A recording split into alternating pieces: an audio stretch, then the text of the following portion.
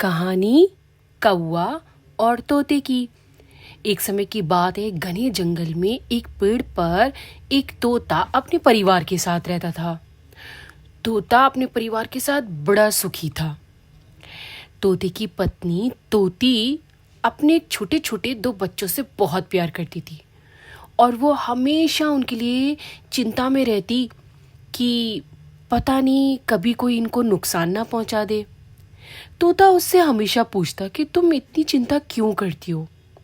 तब वो हमेशा तोते से कहती कि ये बच्चे अभी बहुत छोटे हैं और मुझे यही डर रहता है कि कभी कोई इनको नुकसान ना पहुंचाए।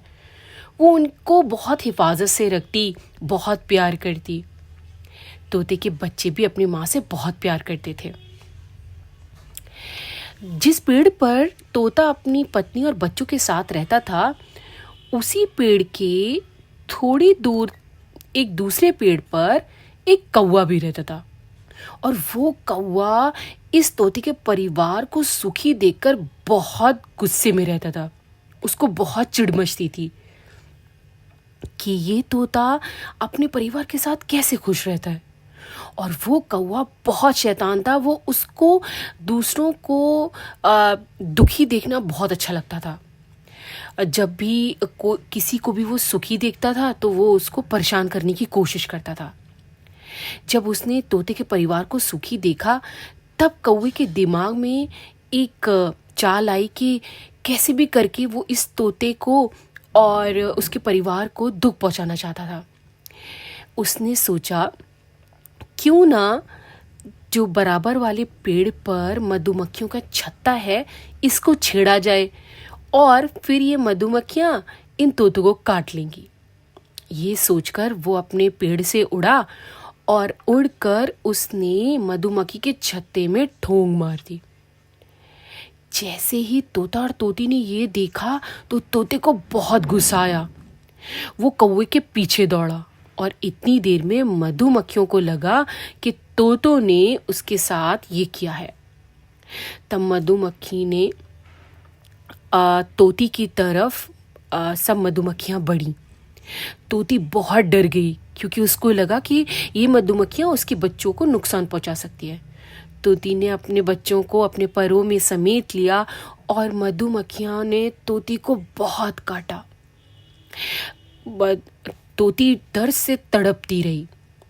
जब तोता थोड़ी देर के बाद वापस आया तो उसने देखा कि तोती का तो बहुत बुरा हाल है और उसके बच्चे अपनी माँ को देखकर बहुत रो रहे हैं। तोते ने तोती से कहा कि तुम परेशान मत हो, मैं जंगल में बंदर से दवा लेकर आता हूँ, तुम बिल्कुल ठीक हो जाओगी। तब तोता बंदर के पास गया और वो बहुत रोता हुआ बंदर से बोला कि कैसे भी करके मुझे दवा दे दो, मेरी पत्नी की बहुत बुरी हालत है। तब बंदर ने उससे पूछा कि क्या हुआ। तब तोते ने बंदर को सारी दास्तान सुनाई। बंदर ने तोते को दवा दी और कहा कि तुम ये खिला देना, तुम्हारी पत्नी ठीक हो जाएगी। और बंदर ने सोचा कि अब वो इस कौवे को सबक ज़रूर सिखाएगा जो सब लोगों को परेशान करता है। तब बंदर ने एक दिन उस पेड़ पर जहाँ पर मधुमक्खी का छत्ता था, और तोता और तोती उस समय वहाँ नहीं थे, सिर्फ कौवा ही दूसरे पेड़ पर बैठा था और वो थोड़ी देर के बाद उस पेड़ के नीचे आकर बैठ गया जहाँ पर मधुमक्खियों का छत्ता है। बंदर ने जब ये देखा तो उसने चुपके से जाकर मधुमक्खियों के छत्ते में हाथ मारा, मधुमक्खी के छत्ते को छेड़ दिया और वो वहाँ से चला गया।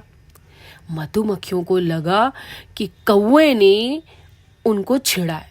मधुमक्खियों ने कौवे को खूब काटा। कौवा दर्द से तड़पने लगा। तब वो बंदर के पास गया और उसने कहा कि मुझे दवा दे दो ताकि मैं ठीक हो जाऊं। तब बंदर ने कहा कि तुम्हें कोई दवा नहीं मिलेगी, तुम यहाँ से चले जाओ। कौवे ने बंदर से बहुत मिन्नतें करी, लेकिन बंदर ने कहा नहीं, तुम लोग सब लोगों को बहुत परेशान करते हो और तुमने जैसा किया तुमको वो भुगतना ही होगा। ये सुनकर कौवा वहां से वापस आ गया और दर्द से तड़पता रहा। थोड़े समय के बाद उसे इस बात का अंदाज़ा हुआ कि उसने ये काम गलत किया था और उसने ये सोचा कि अब वो ऐसा काम कभी नहीं करेगा। तो इस कहानी से क्या सबक मिलता है कि हमें कभी भी किसी का बुरा नहीं करना चाहिए, क्योंकि हम जैसा करते हैं वही हमारे पास लौट कर आता है।